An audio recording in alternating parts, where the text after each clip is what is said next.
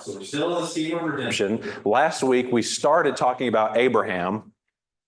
And I wanted to make this note because it might seem like we're moving really slow, and we really are.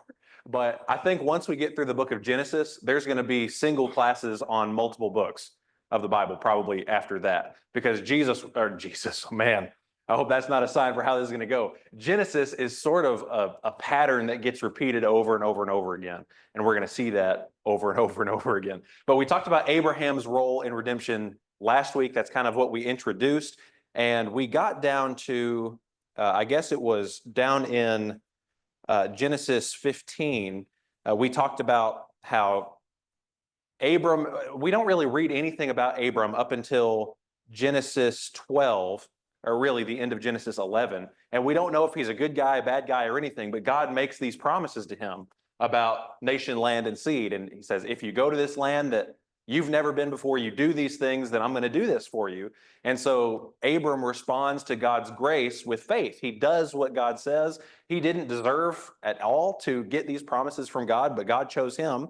Abram believes that. And so we kind of talked about how, is this where we're back to the garden? Okay, God makes these promises. Abram listens. He has faith. So have we made it back to the garden? And the answer is no. Because right after that, we see Abram's deception with the Pharaoh down in Egypt.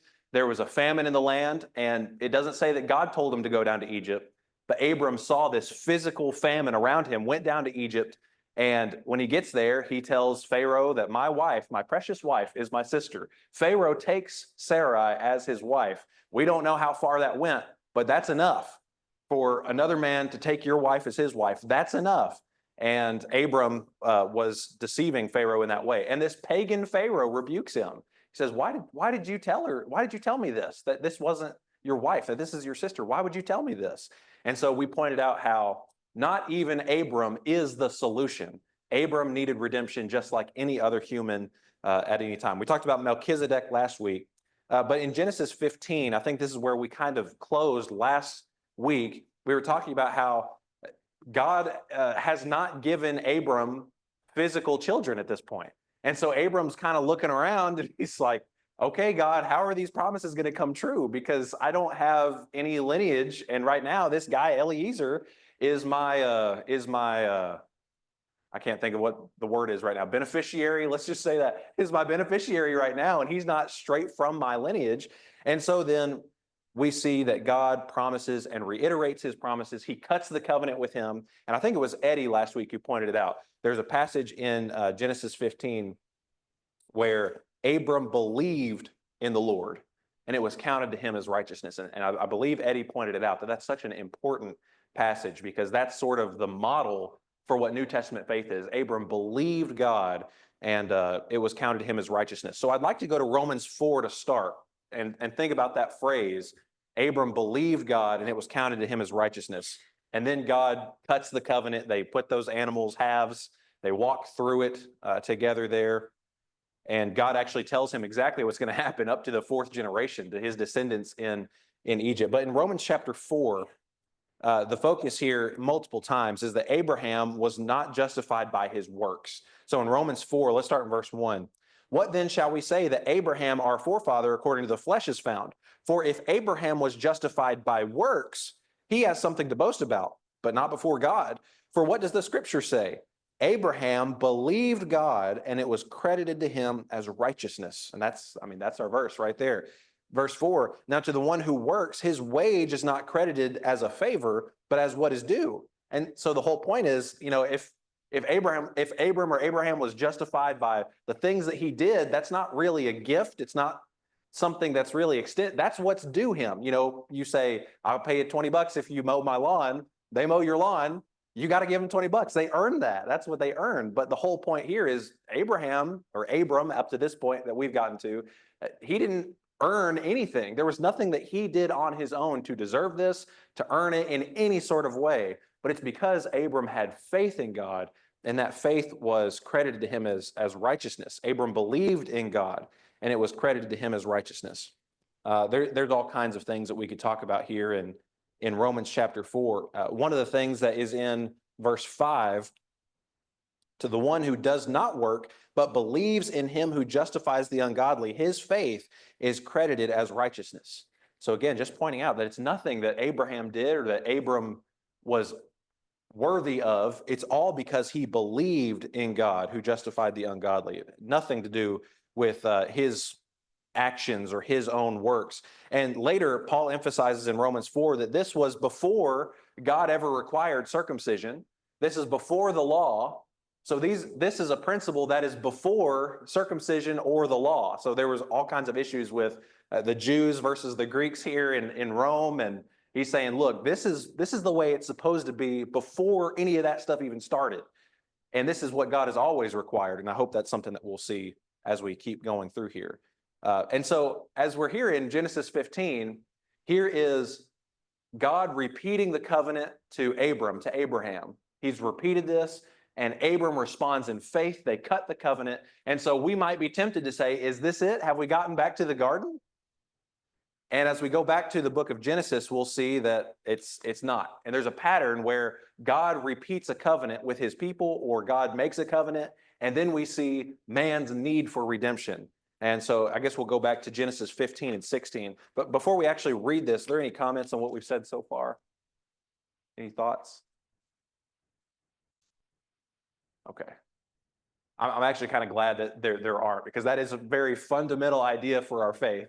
That faith, or for our faith, right? That's the word that we use. Okay, so Genesis 15 and Genesis 16. So right after God has just cut the covenant, repeated these the terms of the covenant, everything that he's going to do for Abram, we might say, okay, here it is. We've gone back to the garden. Abram's responded in faith. There's a covenant. This is perfect relationship. So now what happens? In Genesis 16, we see a repeat of the deception that Abram had made before in Egypt. And so we see where Abram, well, actually, this is a little bit different. We're actually going to see where Abram and Sarai are trying to force the covenant. And this is so important. I'm getting ahead of myself. Sorry about that. But Sarah and Abram, they try to force the covenant here. After 10 years in the land of Canaan, Sarai is still barren. God said it's going to be, in chapter 15, God said, through your seed, you are going to have this lineage, and it's going to go to the 4th generation. They're going to be captive. They're going to be slaves. Told him all this. But 10 years in the land of Canaan, Sarai is still barren. Verse 1, chapter 16, verse 1. Sarai, Abram's wife, had borne him no children, and she had an Egyptian maid whose name was Hagar, or Hagar. I don't know how you all say it. I just say Hagar. I'm going to say Hagar. Hagar. It's an Egyptian maid, and since she belongs to Sarai, that would mean that any children that were born to Hagar through Abram, they'd still be a part of the household. Now, here's where it gets weird. God never told Sarai to do this. Never told them that this would be the appropriate way that they should go about this at all. But they sort of take the covenant into their own hands. They try to force the covenant. And as we look on here, it worked. And Ishmael is going to be born. And Sarai hates Hagar. She's bitter toward Abram. And as we look on in Genesis, we know that Ishmael, who was born to Hagar, was not the child of promise. And Sarai and Abram were not in the right in what they did. And so again, right, just think about when this happens. In the text that we have in Genesis, this is right after God has repeated his covenant, cuts the covenant, huge symbol of the relationship between man and God, and Abram responds in faith, and then it's like the very next thing that we see, there's a need for redemption. Abram is not the solution to the problem.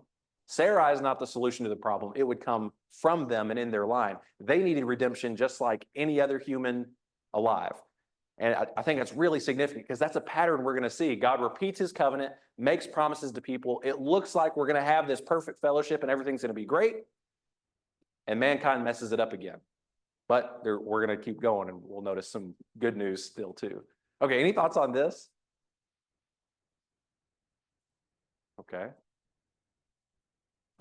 Well, at 99 years old, 24 years after Abram left Haran when God first told him of his promises, and 13 years after Ishmael's birth, in Genesis chapter 17, we're going to see God, he is going to reaffirm the covenant with Abram, and he changes his name to Abraham. So, I mean, we've been calling him Abram, and in the New Testament, we always refer to him as Abraham, but that doesn't happen until Genesis 17. God reaffirms the covenant with him and changes his name to Abraham. One of the things that's really important in this chapter is he appoints circumcision to be the sign of his covenant among all the males in his house. So look with me, let's see. Genesis 17. Look at verse 9. God said further to Abraham, "Now as for you, you shall keep my covenant, you and your descendants after you throughout their generations. This is my covenant which you shall keep between me and you and your descendants after you. Every male among you shall be circumcised. You shall be circumcised in the flesh of your foreskin, and it shall be the sign of the covenant between me and you. Every male among you who's 8 years old shall be circumcised throughout your generations. A servant who is born in the house or who is bought with money from any foreigner who is not of your descendants. A servant who is born in your house or who is bought with your money shall surely be circumcised. Thus shall my covenant be in your flesh for an everlasting covenant. But an uncircumcised male who is not circumcised in the flesh of his foreskin, that person shall be cut off from his people. He has broken my covenant." And so God sets up this sign that's going to be a sign of the covenant. And you think about what have been required for this covenant, that this sign of the covenant is that blood has to be shed. And this would have been painful. This would have been unbelievable. I mean, you really think about it. It would have been unbelievable for a man who's 99 at this point to do this to himself, to have all the males in his household, all the servants. That would have been a bloody ordeal. But as we see with covenants, blood is shed, and that blood is really important. And we've seen him cut the covenant already, but now he's going to cut the covenant in a different way, in his own flesh. And that's going to be really important. In verses 15 through 19, God changes Sarai's name to Sarah, and God explicitly says that they are going to have a son. At 199 years old, not 199, but one of them is 100 and one of them is 99. At this age, they are explicitly going to have a son. They're going to name him Isaac. And that same day, we see that Abraham circumcised all the males. And that took some serious faith. Do you think that there were anybody there who was like, I don't know if I want to do that? I mean, we don't know. We don't have it written down, but I'm just telling you, if I'm there, I'm kind of like, back off, dude. There's no way. I don't know. But Abraham had such serious faith that he was not only okay with, but he did shed his own blood as a sign of the covenant with him and God. And that's so significant. And what's crazy is, let's look down at verses 15 through 19 now. God said to Abraham, "As for Sarai, your wife, you shall not call her Sarai, but Sarah shall be her name. I will bless her, and indeed I will give you a son by her. I will bless her. She will be a mother of nations. Kings of people will come from her." Then Abraham fell on his face and laughed and said in his heart, "Will a child be born to a man 100 years old? And will Sarah, who's 90 years old, bear a child?" And Abraham said to God, "Oh, that Ishmael might live before you." And God said, verse 19, but Sarah, your wife, will bear you a son. You shall call his name Isaac, and I will establish my covenant with him for an everlasting covenant for his descendants after him. And so Abraham laughs at this, and we know that this must have been a laugh from faith, because over in Romans chapter 4, as we looked at this morning, but verses 18 through 25 shows that Abram believed what God said was true, even though physically there's no way that this should happen. So if you want to turn to Romans 4, we'll take a look at that passage. I think that's significant. In Romans 4, verses 18 through 25, it's really easy to say, well, here's Abraham laughing at this. He doesn't believe in what's going on, but that's not necessarily the case. And it's going to be the same thing about Sarah, by the way. Sarah laughs in the next chapter about having a child. In Romans 4, verses 18 through 25, in hope against hope, Abraham believed so that he might become a father of many nations according to that which had been spoken. So shall your descendants be. Without becoming weak in faith, he contemplated his own body, now as good as dead, since he was about 100 years old, and the deadness of Sarah's womb. Yet with respect to the promise of God, he did not waver in unbelief, but grew strong in faith, giving glory to God, and being fully assured that what God had promised, he was also able to perform. Therefore, it was also credited to him as righteousness. Now, not for his sake only was it written that it was credited to him, but for our sake also, to whom it will be credited as those who believe in him who raised Jesus our Lord from the dead, he who was delivered over because of our transgressions and was raised because of our justification. And I really love these verses because I think we get a view into the mind of Abraham, and it's kind of I don't know, it's sobering whenever we think about this is a real guy, this is a real person. It's not just a fairy tale to teach us a lesson.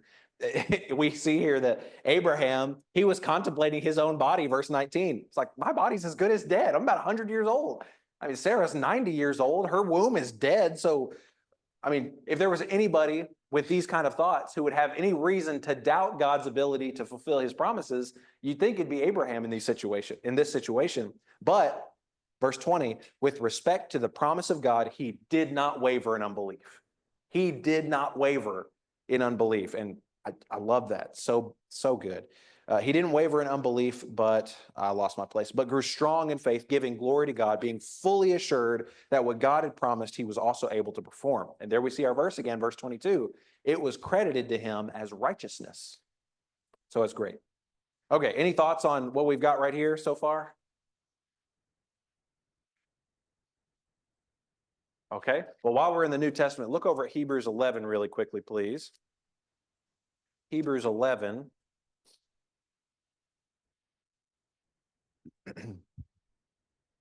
And talking about Abraham's faith, Hebrews 11, starting in verse 8. Hebrews 11, verse 8.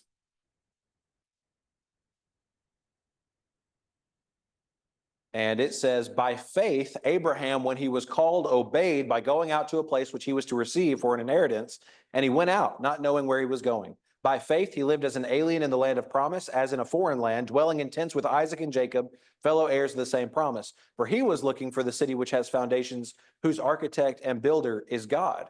Look at verse 11. By faith, even Sarah herself received ability to conceive, even beyond the proper time of life. I mean, she's 90 years old. Proper time of life, since she considered him faithful who had promised. Therefore, there was born even of one man, and him as good as dead. And at that, as many descendants as the stars of heaven in number, and innumerable as the sand which is by the seashore. And I love that. So good. We see the faith there that is on display. So good. Okay, any thoughts on any of this before we keep going? Okay. Well, let's go back to Genesis. And we're going to look here in, we're in 17. We're going to kind of scan these next chapters because the next chapters are really about the destruction of Sodom and Gomorrah and how Lot is over there. Abraham pleads with God that he spares the righteous, and God relents for Lot and his family. The sin on display was just abhorrent, and God's justice demanded that he take action, but his mercy and grace saved the righteous. And I really look in Genesis 19 and verse 29. I'm also kind of assuming that everybody's familiar with Sodom and Gomorrah, and if not, that's okay. But Genesis 19, and look down at verse 29.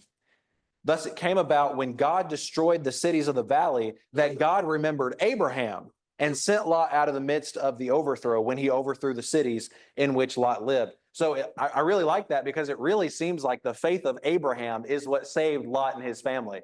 We're going to read in Hebrews 11 that Lot is mentioned there. And I don't want to minimize anything from Lot, but from what this verse says, because Abraham is the one that interceded to God on behalf of the righteous in those cities, it really seems like that it was because of Abraham's faith that God remembered Lot and took him and his family out. I love that because what are the implications for our families? I mean, just pray as much as you possibly can to God about your families because it works. And I love that. Okay, let's see.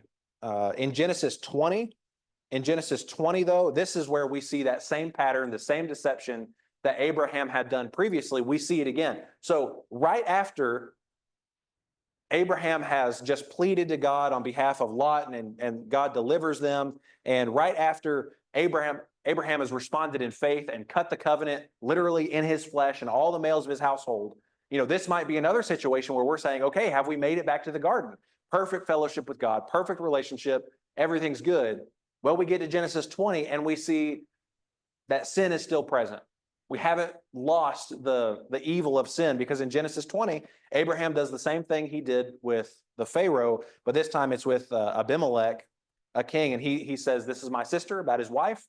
He takes Sarah and is going to make her his wife, and we see that this guy who is not, I was going to say a child of Abraham, that's not a good way to say it, but was not one of the people that we would think to say something like this, but he says, what have you encountered that you've done this thing, in verse 10? And in verse 9, he says, what have you done to us? And how have I sinned against you that you have brought on me and my kingdom a great sin? You have done to me things that ought not to be done. This is Abraham we're talking about.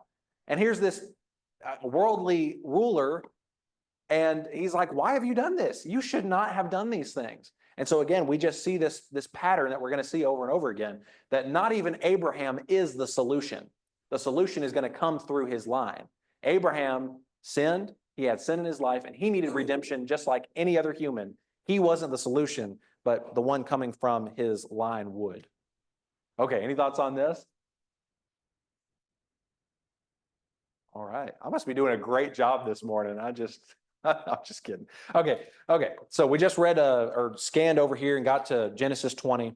And now we're going to see that God is going to test Abraham's faith. Actually, I think was it last Sunday, Dan, that your Lord's Supper talk was Genesis 22? I think it was last Sunday. Last Sunday? Okay. And he did a great job. It was like he was reading from my notes, actually. I love that. Not that my notes are the good job. It was him that did it. That's a terrible thing to say, isn't it? But Genesis 22, Isaac is born, and just as God said would happen, Isaac is born, the child of promise. It's an unbelievable blessing to Sarah and Abraham in their old age. Their bodies were dead, as we read in Romans 4, and we saw it in Hebrews. Their bodies were as good as dead. And yet the child of promise came to them. What an unbelievable blessing in and of itself. And in Genesis 22, God tests Abraham. God tests Abraham and gives him a choice here. God tells him, offer his son Isaac, the son of promise, on a mountain in Moriah. We usually call it Mount Moriah. God says, Genesis 22, verse 2, he says, take now your son, your only son, whom you love, Isaac, and go to the land of Moriah and offer him there as a burnt offering on one of the mountains of which I will tell you. And I've got a lot to say. I don't know if I want to say it now or if I want to wait just a minute. But just the wordage that's used there is so significant. Dan brought this out last week. The wordage is so important. Take your son, your only son, whom you love, Isaac, and offer him there as a burnt offering on one of the mountains, which I will tell you. I just wonder what Abraham was thinking. We don't have it written down what he's thinking at this point.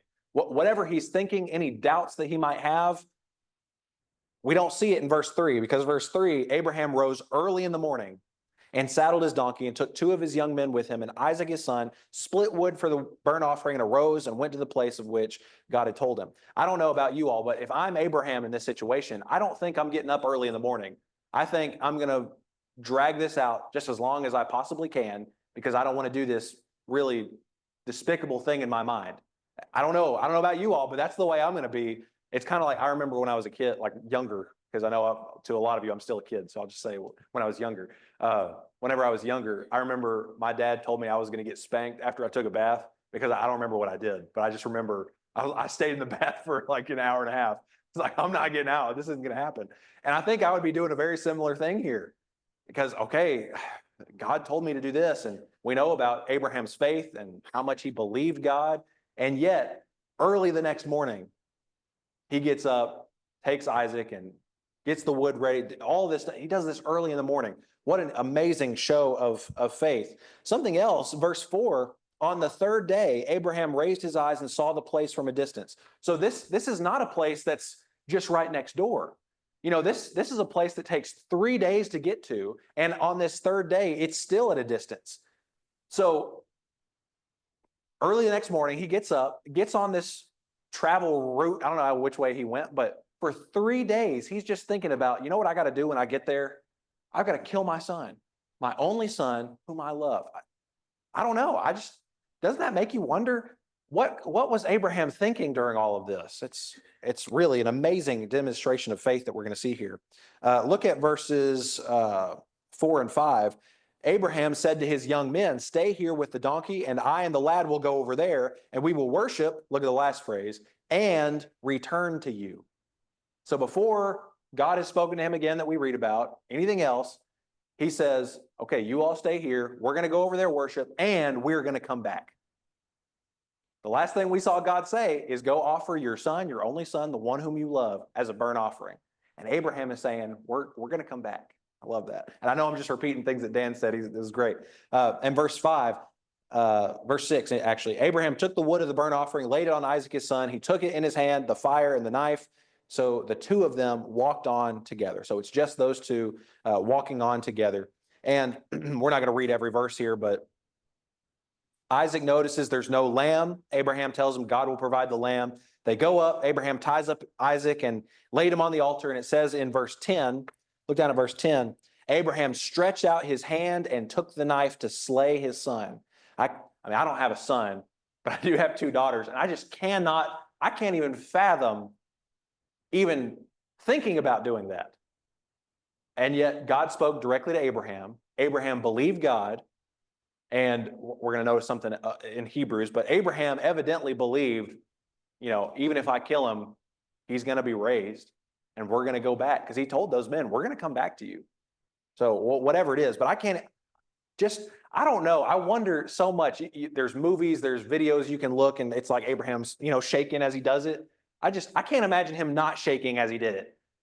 We don't have that. That's an extra detail I'm adding in there, but just imagine the emotional weight of what's going on for real. How can you even do that? But Abraham was willing to do that.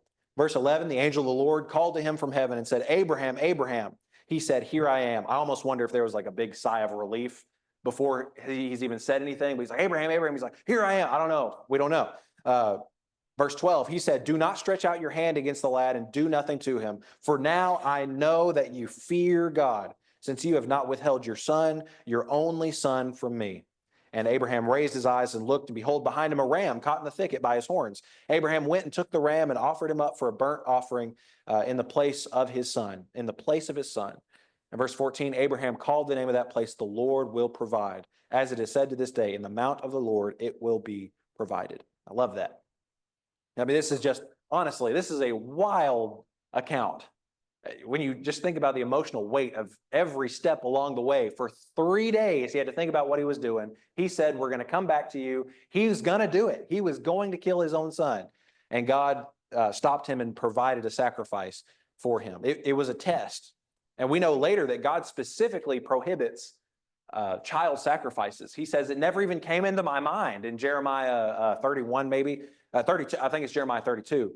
And it never came into his mind. But God recounts specifically here the seed promise right after Abraham's amazing demonstration of faith. Look at verse 16. Verse 15. Then the angel of the Lord called to Abraham a second time from heaven and said, by myself I have sworn, declares the Lord, because you have done this thing and have not withheld your son, your only son. Indeed, I will greatly bless you. I will greatly multiply your seed as the stars of the heavens and as the sand which is on the seashore. And your seed shall possess the gate of their enemies. Verse 18. In your seed, all the nations of the earth shall be blessed, because you have obeyed my voice. So Abraham returned to his young men, and they arose and went together to Beersheba, and Abraham lived at Beersheba. So God recounts the promises that were made. In verse 16, verse 18, we see that specific, in your seed, all the nations of the earth will be blessed, that we pointed out before. That's just said more explicitly, and we know a lot about that seed. But I can't imagine the state of Abraham at this point. He's got to be so relieved. He's probably exhausted, because you know how it is when you know something big's coming up and you just can't really get restful sleep or something like that. I don't know if they stopped and slept along the way. They probably did. For 3 days journey, I mean, he just had to be an absolute wreck about this, but he had faith. He had absolute faith in God that no matter what, Isaac was the child of promise. God already promised. He believed God. He had that faith. He was going to do it. God stayed his hand. And because he fears God, he has faith, he shows it, he demonstrates it. God says, I've sworn by myself. And he repeats these promises. Okay, any thoughts before we flip to the New Testament and look at some of these things? Yes, sir.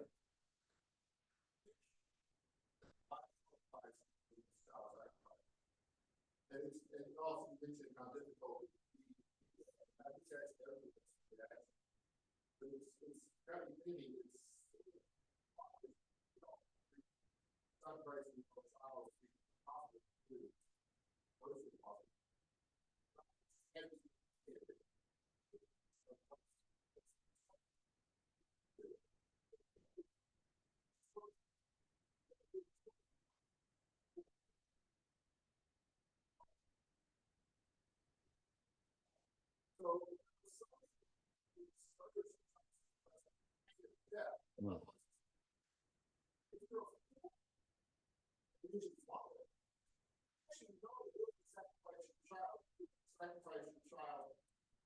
false God. So we talk about people who sacrifice their child to false God. So it seems to be something that attitudes towards child sacrifice seem to have been a little bit different. It seems to be something that at that time people could see as a doable thing.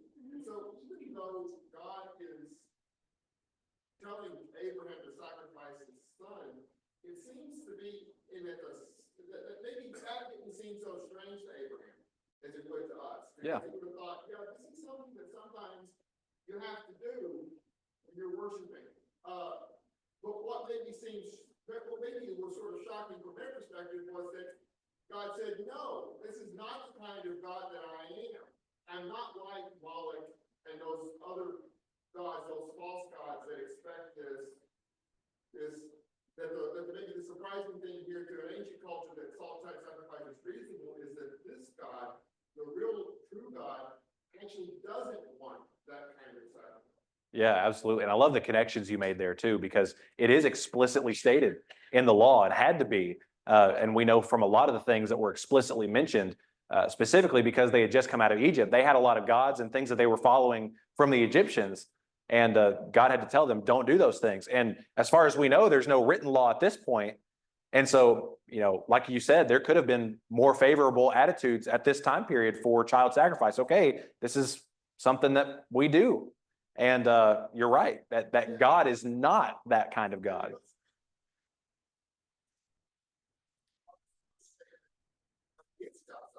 Mm.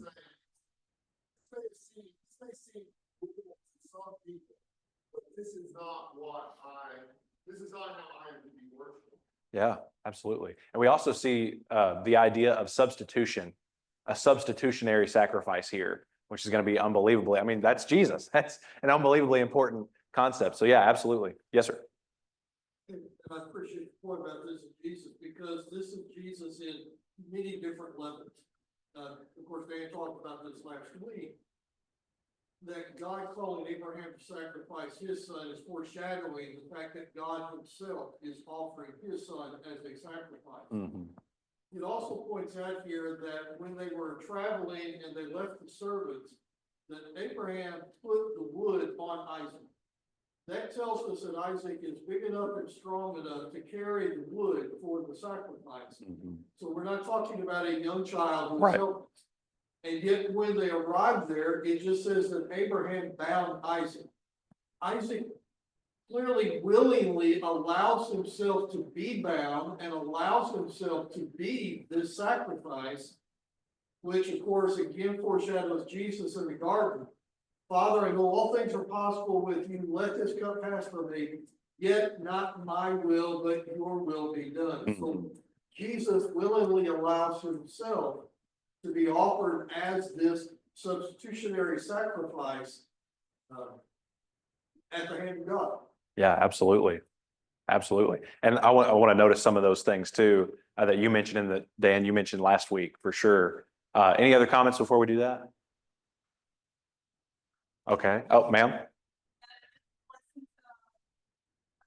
Children that God speaks of in scripture. And as humans, we take on that idea, right, that our children are blessings. And if we look through that role through God's eyes, then we have that perversion of man that we end up going back to and allowing those child sacrifices. Just kind of my way of thinking there. Yeah, and well, since you said that, I wasn't going to bring this up, but since you said that, I'm glad you did.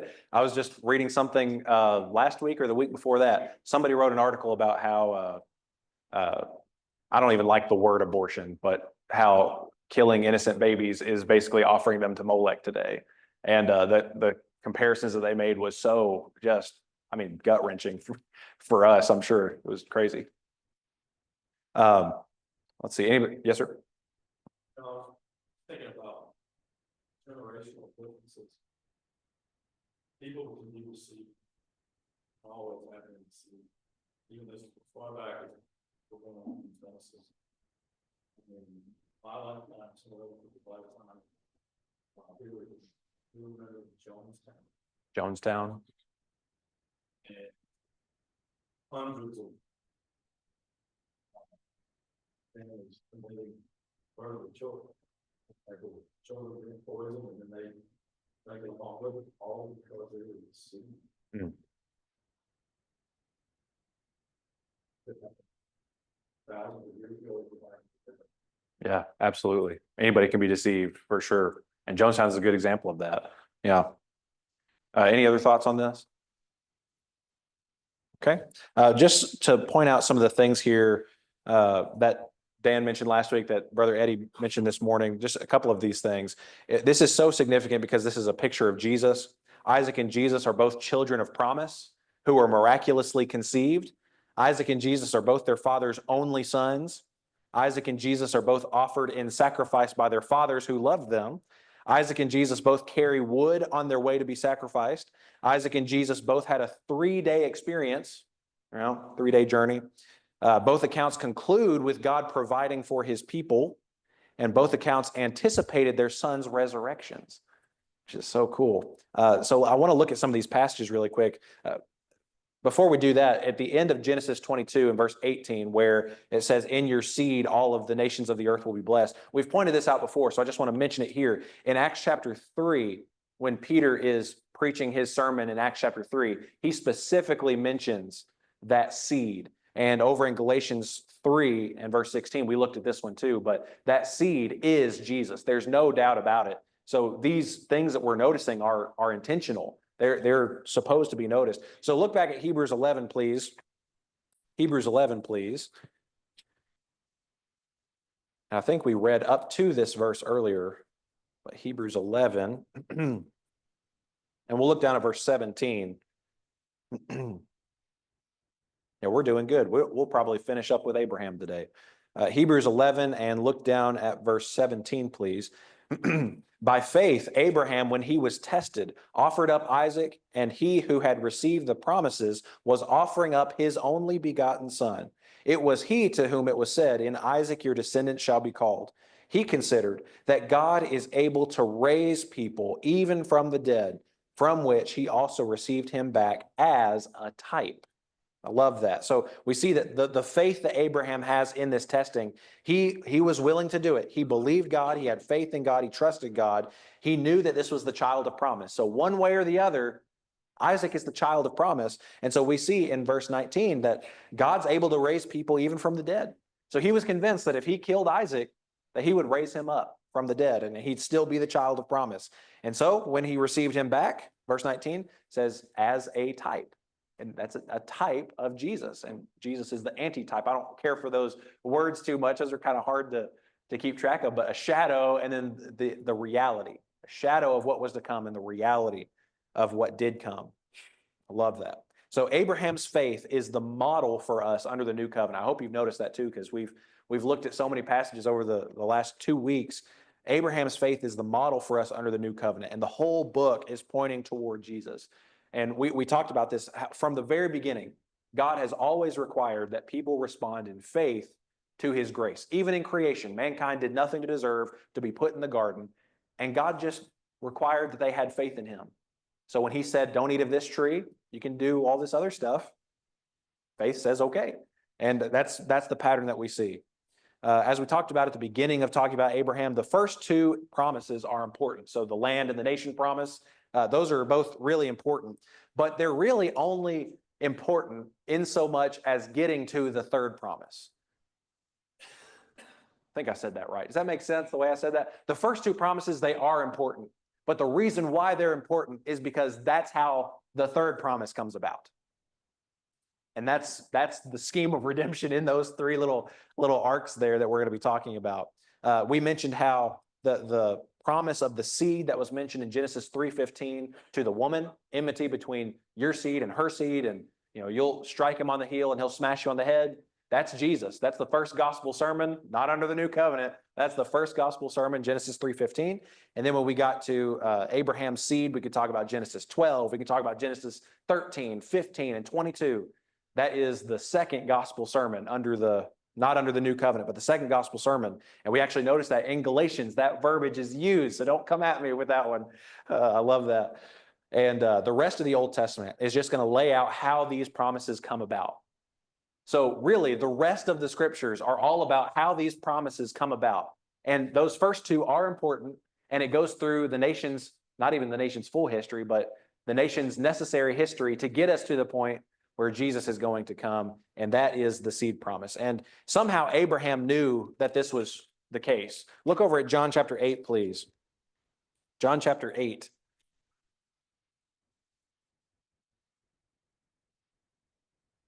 And in John chapter 8, this has been one of my favorite passages for like the past 2 years. When somebody asks me, hey, what is your favorite Bible verse? I'm like, well, it's a couple, and it's right here. And this has been it. And John chapter 8. And while you're turning over to John 8, I do just want to comment quickly on Hebrews 11. We read that Abraham was looking for a different city whose foundations, the builder, the architect was God. So there was hope there that something was coming after them that they weren't even going to see, even going to witness. And Jesus talks about this too in John chapter 8. I won't even go through all of this, but these were some Jews who at first believed in him. You see that in John 8, verse 30. And verse 31, that these were Jews who had believed in who he is. And so they start going back and forth and arguing about some different things. And look at verse 52. Start in verse 52. The Jews said to him, now we know that you have a demon. Abraham died and the prophets also. And you say, if anyone keeps my word, he will never taste of death. Surely you are not greater than our father Abraham who died. The prophets died too. Whom do you make yourself out to be? Jesus answered, if I glorify myself, my glory is nothing. It is my Father who glorifies me, of whom you say he's our God. And you have not come to know him, but I know him. And if I say that I do not know him, I will be a liar like you, but I do know him, and I keep his word. Your father Abraham rejoiced to see my day, and he saw it and was glad. Oh man, that is, verse 56 is an unbelievable statement to me. Your father Abraham rejoiced to see my day, and he saw it and was glad. Okay, so the Jews said to him, you are not yet 50 years old, and have you seen Abraham? Jesus said to them, truly, truly, I say to you, before Abraham was born, I am. Therefore, they picked up stones to throw at him, but Jesus hid himself and went out of the temple. I love this. Anybody who says Jesus never claimed to be God, take them right there. There's a bunch of other passages, but take them right there. And I just love this. Abraham was rejoicing to see whose day? Jesus's day. And it says he saw it and was glad. And I think we could go back to a couple other passages where, I am the God of Abraham, Isaac, and Jacob. God is not a God of the dead, but of the living. So I love that. Okay. Any thoughts on this? That Abraham knew something was coming after him and he longed to see it. And he knew that something, maybe he didn't know everything, but he knew there was something coming after him and that it would be redemption. Okay. Any thoughts? Is that the first one or the second one? First one? Let's go. All right. We got 5 minutes then.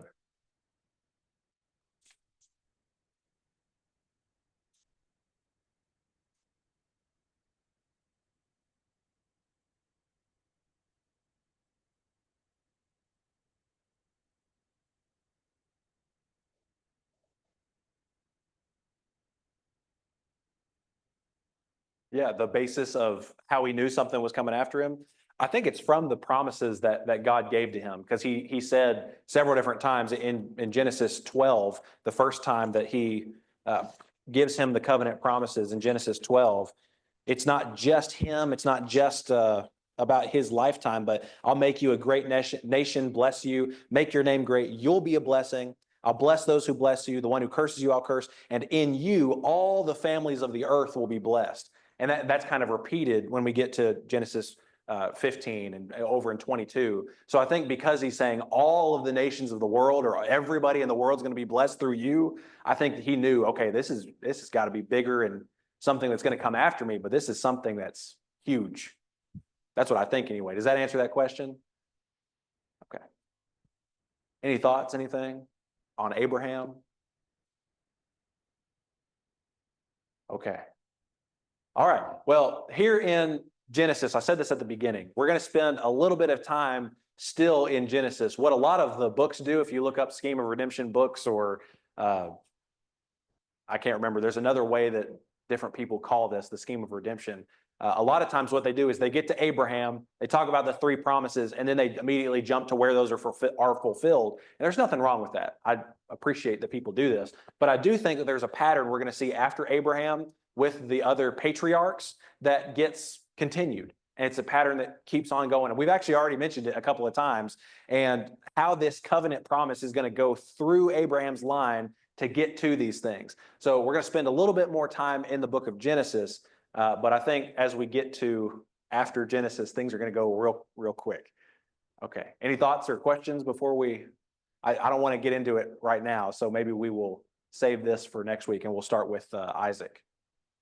Okay. Any thoughts, questions, ideas, complaints? Okay. Well, we'll end there. Thank you all so much.